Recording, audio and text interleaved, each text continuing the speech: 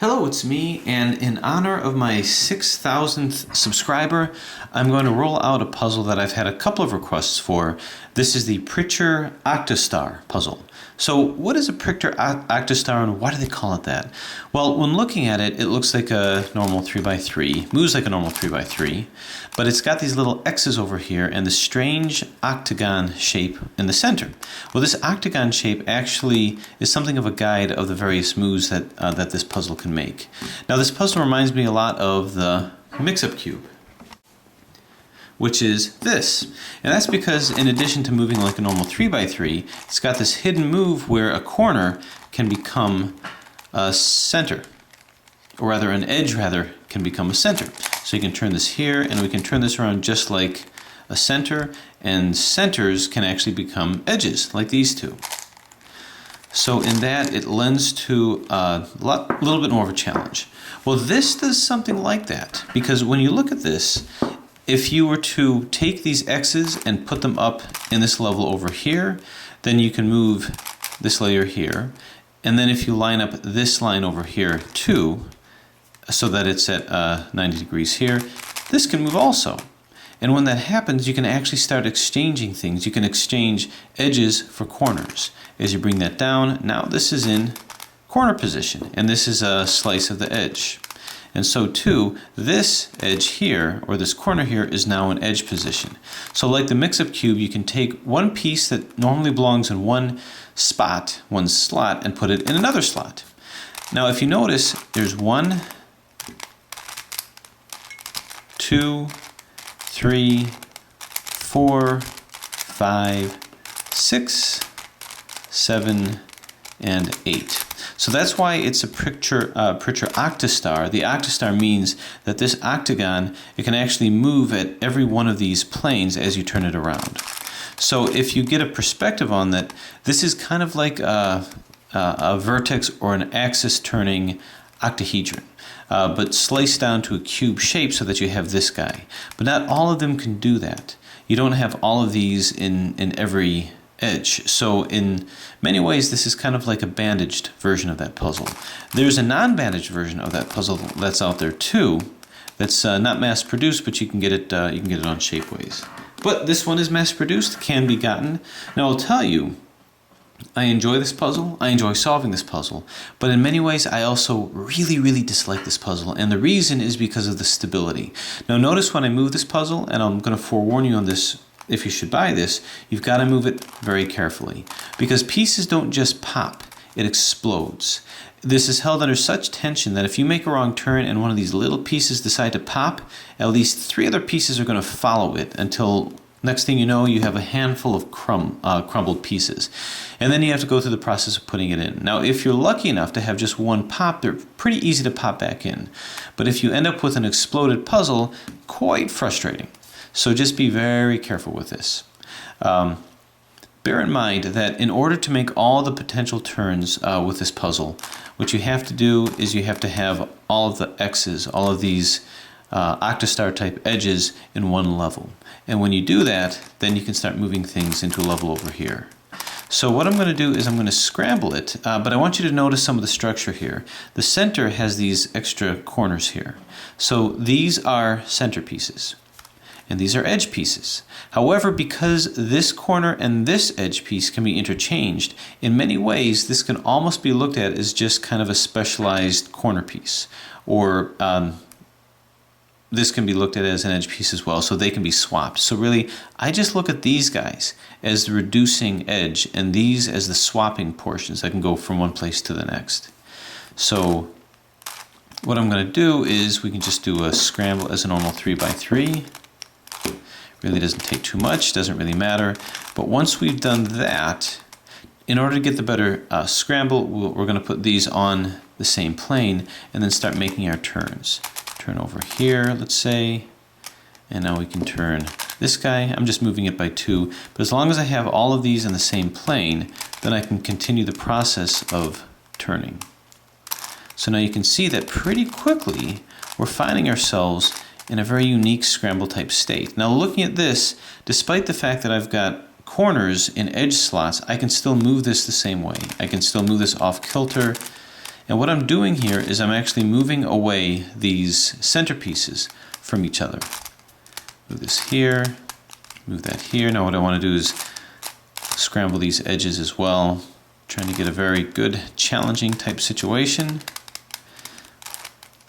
Now as I'm doing this, understand there is a very definite orientation that happens, but you start to lose that after a while, and pieces do start to get bandaged. So I'm going to continue to follow suit here. Now as I'm doing this, I'd like to move these corners away from here. I can't do that until I get a situation where I have edges that are right side up. So this would be incorrect. This would be incorrect. It would have to be in this direction here. So I'm going to move this here.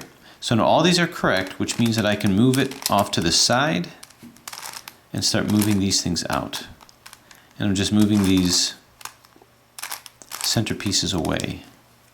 Okay, I've got this. In order to do all the full movements, I have to line it up with the proper orientation of the edges, and now I can start making with the scramble. And turn, turn. Okay, so we're scrambling this pretty well. It's looking pretty out there. And now what I'm going to do is I'm going to do a couple of these turns where I just turn them at 90 degrees. I want to separate this guy out, but I can't because of this. So I'm going to find one to put here, find one to put here. And now I can turn it off, set like so. Okay, so I think this is pretty good. But as long as I have all four of these, then I can mess up the orientation. Okay, so you can see a side like this, it's really hard to see what goes where and what it's supposed to be.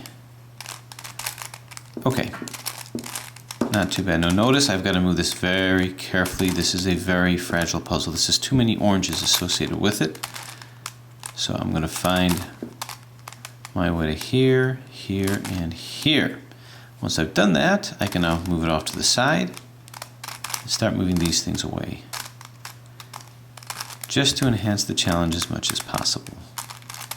Now, I'm even finding some places appear to be bandaged, and that has to do with the fact that I don't have it quite oriented right. And now I do.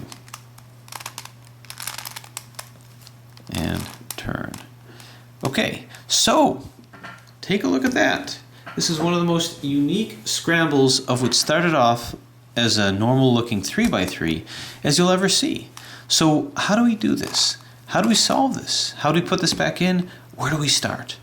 So don't panic. We'll be able to get through it, and through it in a pretty straightforward way.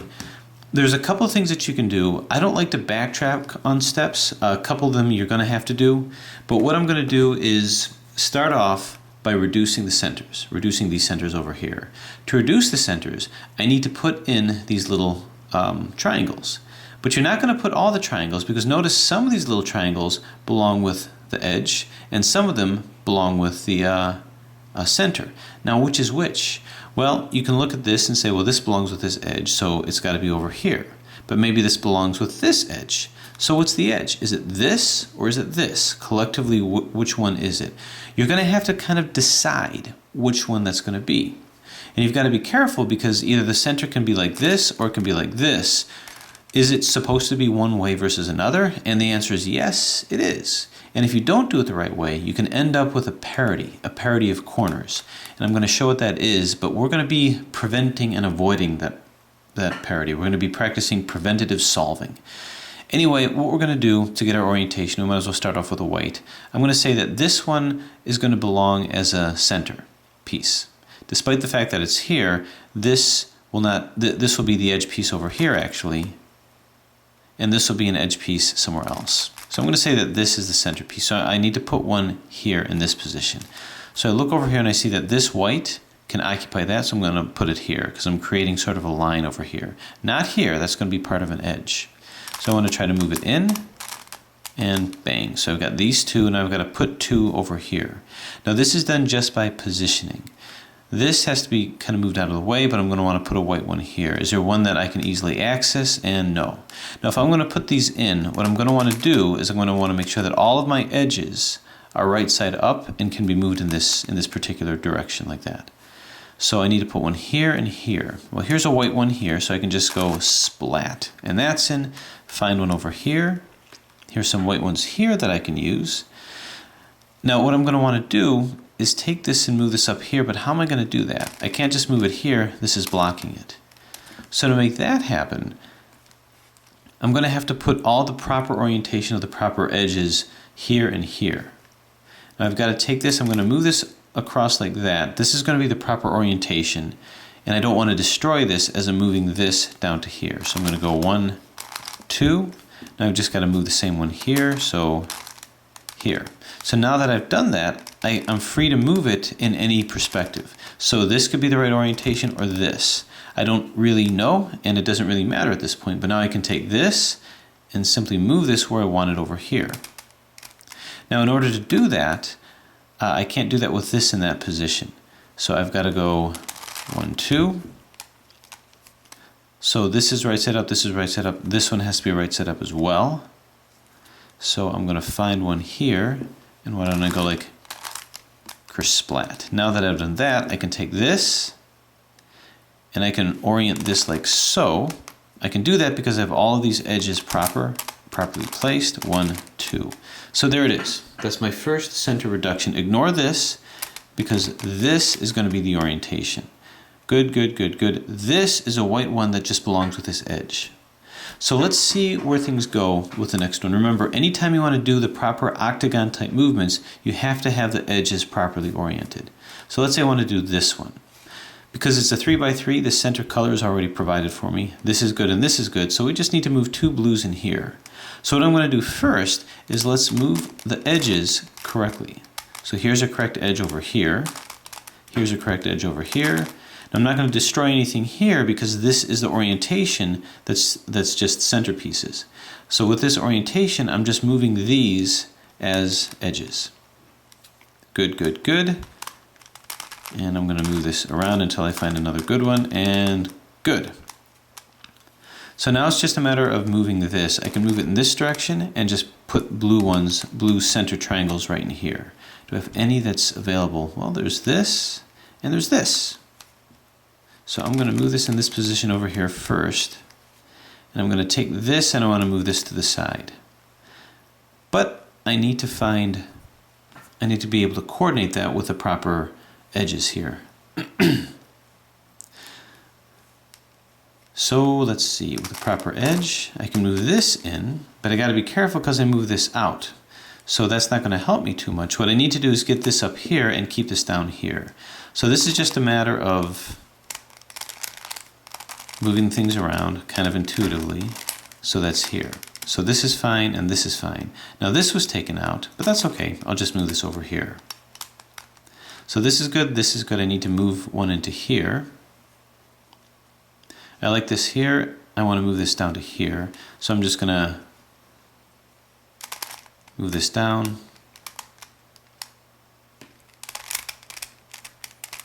Bump it out of the way and move this back. So I'm just repositioning things. Okay, lastly, I need to move one properly into here.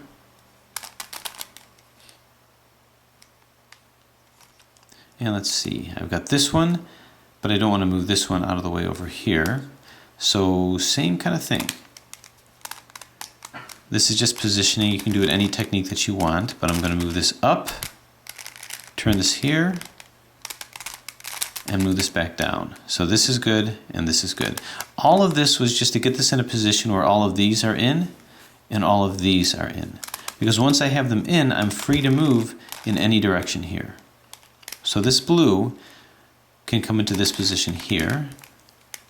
1, 2. So it's all just edge placement. So now I've got this one to deal with. Well, is there an easy way to do that? Now notice this white one is surrounded by the wrong edges, but that's fine. This is already done. This is already finished. So is there a blue one that's luckily placed? Well, I can try this blue one, or I can try this blue one. This one might be easier because it's surrounded by the proper edges. So I'm going to take this, move this over here, take this, move this over here, Now this blue little triangle can come to here. This is the part that I like because it's all strategy, no algorithms. And now I'm just going to plot that here. This and this are now oriented in conjunction with each other. Now, could it be that it was supposed to be like this? Possibly. We don't know yet. And that's where the parity is going to come in. But we'll get to that later.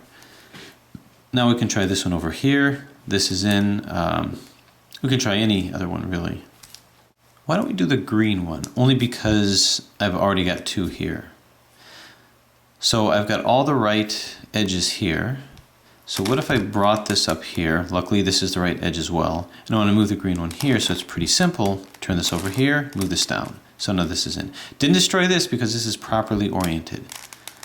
And I'm just going to bring this back over here. Do I have a green? This green is ready for action. And that's got to move into this space here. So I turn this over here. 1, 2, and turn it back. So now these, this is oriented with these guys as well. Okay, now red. Well, I've got this one over here. First off, I've got to get the right edges. This is upside down. All these are upside down. See, according to these. So let's just start placing things into here that's going to work. Now again, be very careful. Contents are under pressure. And what I want to do is move this into here. Okay. So this is in, I got to get one into here. So first I'm going to orient it the way that, well, it's oriented fine over here. So where's a red one? Here's a red one. And here's a bunch of red ones over here actually. So this might be a little bit tricky, but this can move into this position. What I wanted to do is I wanted to move into this position. So put it right off to the side and go one, well, just right over there. This is still waiting for me. So I'm going to put this in this position over here and go kersplat. So good, good, and good. Now all I need is this. Do I have another red? There's this guy. And this can come into this position here. 1, 2. So I've got these 4 corners, and I just turn it so that it's oriented correctly with all the other sides. So now I've got the last 2 centers here. With the last 2 centers, these 2 are in. Let's go ahead and place the proper edges in the proper position. I've got one over here. And I've got this over here. Oh, and this was easily placed. Now I just want to place this one here and kersplat. Now I have 1 center to go, and you might think if you finished, if you're doing the last 2, if you finish one, will you automatically finish another? And the answer is no, because there's a variety of different ones that you can choose from. So let's see what oranges belong. There's this one. Let's put this in position over here. We're going to say that this is the correct one. I want to put one in this position here, but you can see that I can't because this is upside down. So what I want to do is I want to find one that's right side up. I'm going to keep strolling around until I find it right over here. And this one also. Now this is a yellow center, so maybe I can finagle it to come to here. This one is in the way, but these 2 aren't. So I'm going to wheel this around in this position and go kersplat. So these 2 are fine. This one doesn't really belong, so I'm going to take that out of the way. I'd like to move it into one of these 2, but this is in the way. So I'm just going to move this over to here. Now I can turn it in this position and put this orange one in. Splat. So this is in, leaving me one more. How about this guy? So I'm going to turn this in position here, turn, and splat. Okay, so all the centers are reduced. Now remember that dilemma that I had about if it should be like this or this? Well, now we're going to have to take a step to avoid parity. If you wanted to proceed to the next step, not avoid parity and just deal with the parity, you can do that. My suggestion is to not, because it would mean solving it and then having to undo your solve, undo your reduction. So what we want to do is we want to see if this orientation makes sense. The only way to see if it makes sense is to put the edges and corners in. To put the edges and corners in, I have to take corners out of edge positions edges in the proper orientation and rotation, and edges out of the corner positions. So this will be a little review on how to do that. But this puzzle is now oriented. What I want to do is when I see, actually we're going to start off with getting all the edges properly oriented. When I see a corner in an edge position, I'm just going to put the proper edge into here. Not the right edge, just any edge that can be reduced to here. And it's going to be the same RIDA-RD algorithm. So here's an edge in a corner position, so I'm going to move that over here. Then I'm going to take this edge that has a corner in here, and I'm just going to make one small movement right over here. So I put that just underneath here. Then I'm going to RIDA-RD it until this comes up to here. It's going to seem to take this out, but it doesn't matter, because when you go RIDA-RD, you're going to bring it back. So I'm going to bring this down, move this in, bring it up. So it's in the corner position, but it's rotated wrong. So what I'm going to do is I'm going to keep doing RIDA-RD until I can move this in the right place. And again, it's not the right edge, but that doesn't matter for our purposes right now. So bang, move this in, and we're fine. We might as well take this and orient this correctly. So I'm going to take this, move it down, turn, turn. And again, you can see I'm moving this very gingerly, very slowly. Don't want it to pop. Now that's in. So you can see these are all in. Same thing with this. I'm just going to orient this in the correct position. The reason is because these edges will ultimately help orient this puzzle. Turn, turn, turn, turn, and turn. Okay, so far so good. And I'm going to orient this as well. Again, this is not really reducing it. I don't consider these edge corner similes to be a process of reduction. That's going to be the edge components. And turn. Okay, so now these are in corner positions. So that's going to be used to solve something else.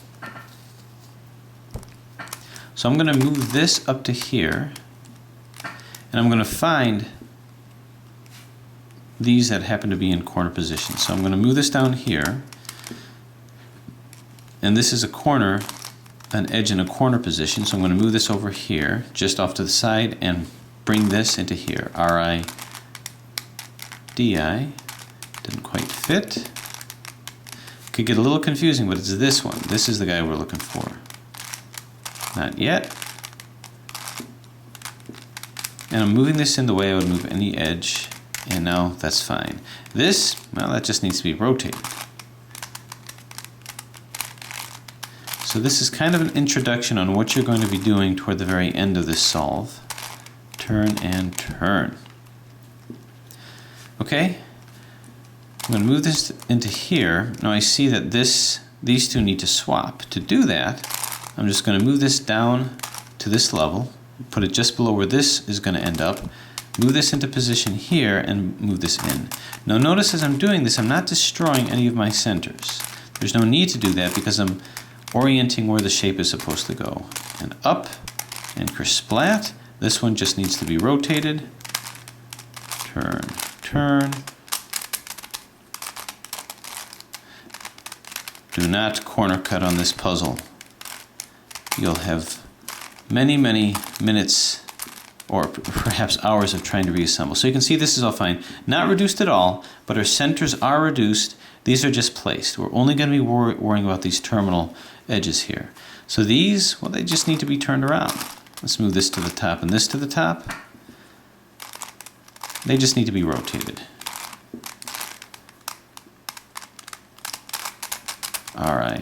RIDI-RD. Now, the step that I'm doing here is a step that some people like taking initially, which is doing the 3x3 solve. Or turning it into the cube form. I don't do that yet. I like to just put the centers in before doing that, because you're going to have to do it again anyway. Okay, so what we're going to do now, and this is again our parity check, see if there's any parity. We're going to go ahead and just do a 3x3 solve. We're going to ignore all of these shattered components in here and just do these terminals and call those the edges. So starting off with the green side, green and yellow. Ignore all this. I'm going to put this by the yellow center, so that belongs here. This is a green and white. This belongs here, and then bring it up. This is actually the green and yellow here. So I'm going to move that down. Orange rather. This is the orange, this is the green, and turn it up. So this belongs with this, just like these do. Find the other green right here. This is a green and red. Remember, we're pretending this is the entire edge, and bang. So this is our cross actually. This is what we want. Now we're going to put the corners in. Red and white. It's going to be here, turn, turn, turn. It seems to move so smoothly at first, it lulls you into this false sense of security that this is a stable puzzle. I will tell you, it is not a stable puzzle. If you move it slowly, it'll serve you well. If you get sloppy just a little bit, it will not. Okay, so this is the side we're looking for. Again, we're ignoring all of these. Turn this to the side, and we just go ahead and do our placement of our middle layer. I assume knowledge on the beginner's method of a 3x3 solve. That's pretty much what I'm applying here. And you may be very fast at that, but I again recommend do not do it fast. Way too unstable. I'm actually doing it probably a little faster right now than you should. This down to here. Turn, turn, turn, turn.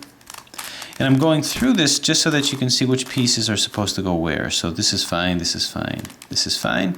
Middle layer is done. We have our line here. So F, R, U, R, I, U, I, F, I. This is placed. This is not. Good, good. R, U, R, I, U, R, 2U, R, I.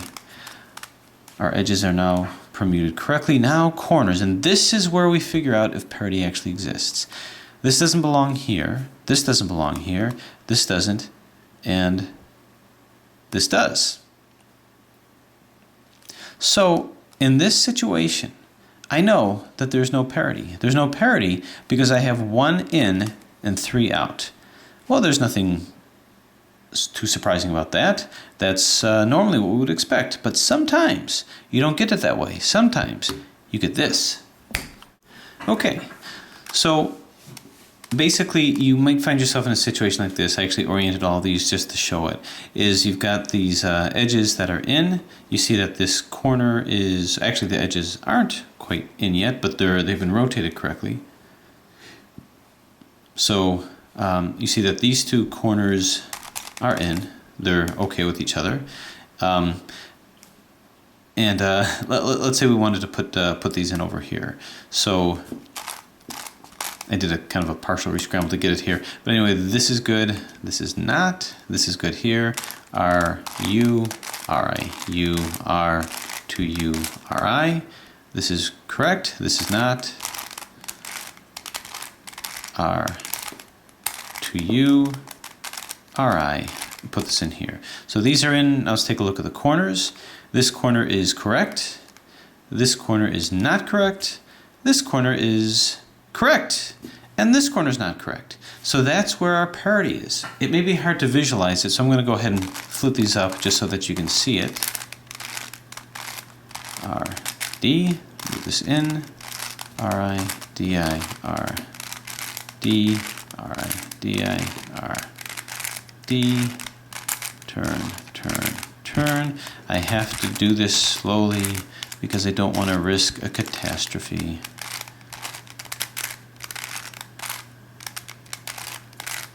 R-I, D-I-R, D, R-I, D-I-R, D. Move this in.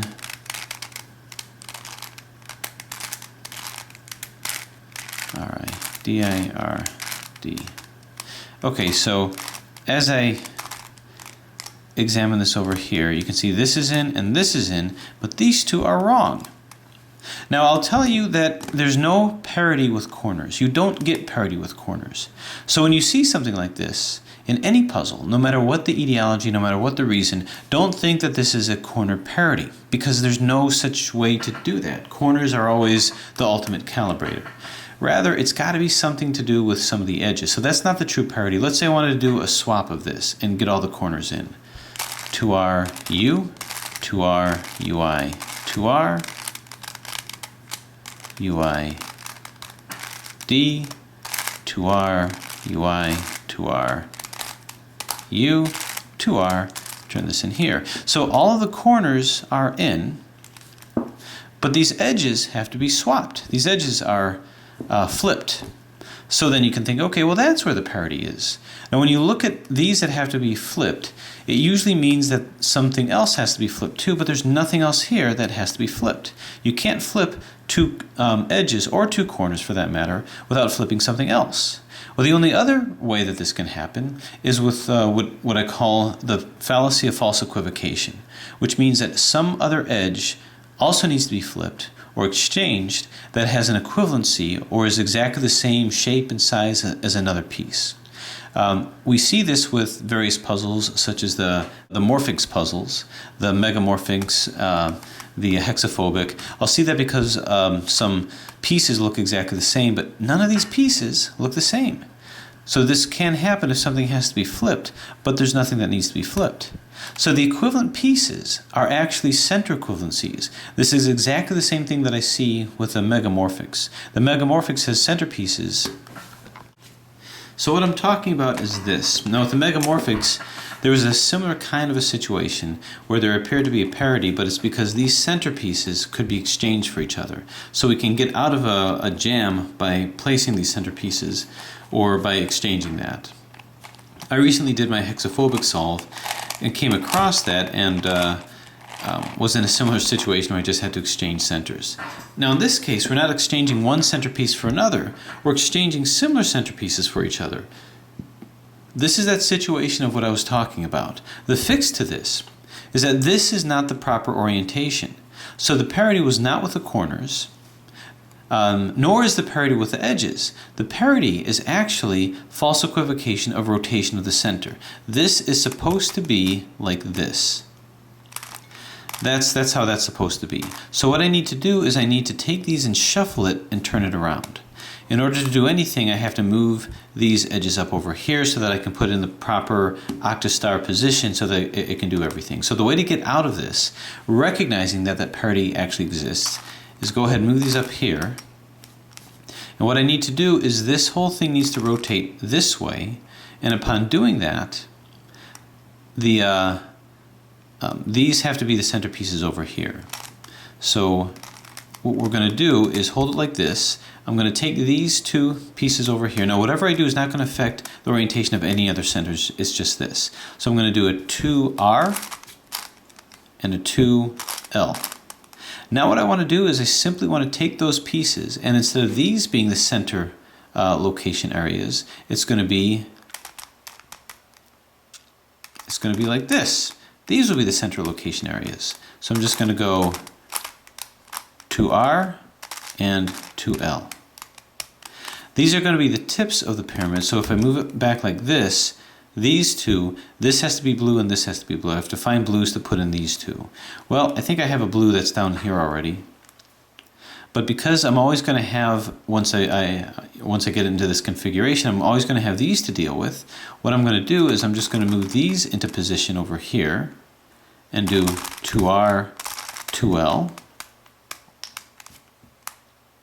And now I've got to move them into these positions just so that they're across from these positions over here.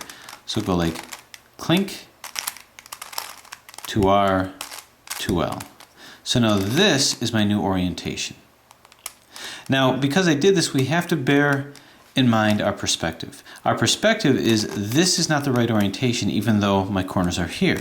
This is the right orientation. These corners are in my edge spaces. Now, you have a choice here. What you can do is you can actually put these back into position. You can actually do some exchanging if that'll help with your orientation. You don't have to do that. If you can just remember to keep your centers aligned over here, then you should be fine. But if you wanted to get it back into the cube position, you can. All you have to do is say take this and swap it out with this one over here. So move this to the side and do RI DI. Now we're going to keep going around until it lines up and crisp splat. So now this is the edge over here, and these are corner positions.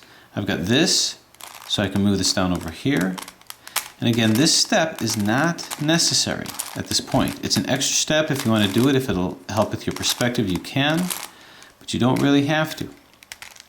So edge, edge, edge. So this is in the edge position. I just have to whip it around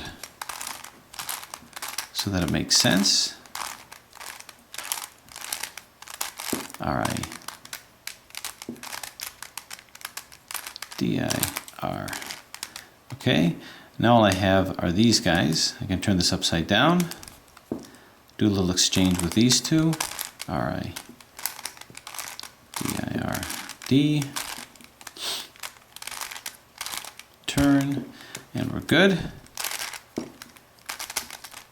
Corner position here. RI.